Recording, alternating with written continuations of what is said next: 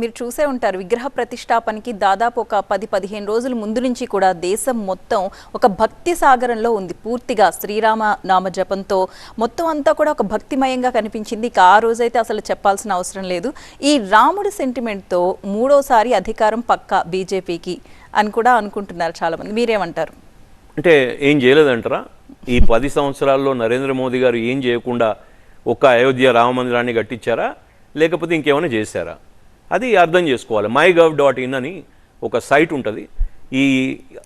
ఈ డౌట్స్ ఉన్న వాళ్ళందరూ కూడా వాళ్ళకి కొంచెం అన్న ఎడ్యుకేషన్ ఉంటే ఇన్ టర్మ్స్ ఆఫ్ అండర్స్టాండింగ్ ఎట్లా మెజర్ చేయాలి, ఒక గవర్నెన్స్ని ఎట్లా మెజర్ చేయాలి అని చూడాలనుకున్న వాళ్ళు gov.in పోతే mygov.in పోతే ఈ 10 సంవత్సరాల్లో నరేంద్ర మోదీ గారు ఏం చేశారనేది వారు చూసి తెలుసుకోవడానికి వారం పడుతుంది. అంత అంటే 2013కి ఇప్పటికీ ఉన్న డిఫరెన్స్ భారతదేశంలో, అది పెట్టుబడులు కానివ్వండి, డెట్ కూడా ఇన్ టర్మ్స్ ఆఫ్ ఎంత తక్కువైంది అన్నది. అంటే 19% డెట్ అగేన్స్ట్ జీడిపి ఈరోజు. అదే మీరు కంపేర్ చేసి చైనాకి చూస్తే 58% అగేన్స్ట్ దేర్ జీడిపి.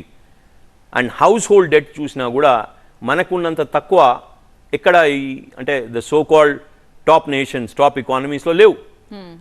అండ్ మనకి మన హౌస్ హోల్డ్ స్పెండ్స్ ఎక్కువ ఉన్నాయి, కన్సూమరిజం ఎక్కువ ఉంది, మనకున్న స్కిల్స్ ఎక్కువ ఉన్నాయి, మనకున్న యంగ్ పాపులేషన్ పెద్దగా ఉంది. ఇన్ని అడ్వాంటేజెస్ ఉన్నాయి. వాటన్నిటిని కూడా నరేంద్ర మోదీ గారు లెవరేజ్ చేయడం జరిగింది. సో ఆ లెవరేజింగే ప్రాపర్ గవర్నెన్స్. సో అన్ని యాసెట్స్ని, అంత స్ట్రెంగ్త్ని, వారు రిసోర్సెస్ని లెవరేజ్ చేసి ఈరోజు దేశాన్ని ఒక 5వ పెద్ద దేశంగా ఎకనామీ వైజ్, 3వ పెద్ద దేశంగా మనం ఇంకొక 10 సంవత్సరాల్లో పోయే విధంగా ఈరోజు మార్కెట్ ఇండికేటర్స్ని పరిగణించి, గ్రోత్ ఇండికేటర్స్ని పరిగణించి మనం 3వ అతిపెద్ద ఎకానమీగా ఒక 15 సంవత్సరాల్లో 10-15 సంవత్సరాల్లో కాబోతున్నాం అన్నది మార్గన్ స్టాన్లీ రిపోర్ట్ ఈరోజు పొద్దున వచ్చింది. వాళ్ళు మనల్ని అప్టిక్ చేసి అంటే రేటింగ్ పెంచి చైనా రేటింగ్ తగ్గించడం జరిగింది. ఇవన్నీ కూడా ఊరికే అయ్యే పనులు కావు, ఇంట్లో కూర్చుంటే అయ్యే పనులు కావు. చాలా పెద్ద ఎత్తున గవర్నెన్స్ జరిగింది.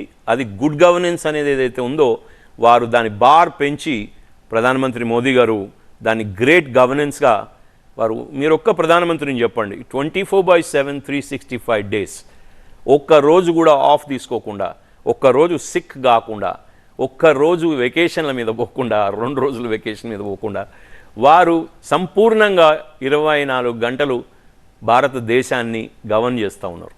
ఇక అంతకంటే పెద్ద స్ట్రెంగ్త్ ఉన్న లీడరు, కెపాసిటీ ఉన్న లీడరు, కేపబిలిటీ ఉన్న లీడరు ఎవరు? కాబట్టి ఏదో చిన్న జిమిక్స్ చేసి భారతీయ జనతా పార్టీ ఓట్లు దండుకోవాల్సిన అవసరం లేదు. వారి రికార్డు ఉంది, వారికి ఉన్న కెపాసిటీని ప్రజలందరూ చూశారు. వారు తీసుకుంటున్న నిర్ణయాలు, వారు తీసుకుంటున్న ఇనిషియేటివ్స్, వారు తీసుకుంటున్న ట్రాన్స్పరెంట్ గవర్నెన్స్ ప్రాసెస్ని ప్రజలు అర్థం చేసుకుంటారు. ఆ రికార్డు పైనే ఓటేస్తారు. సో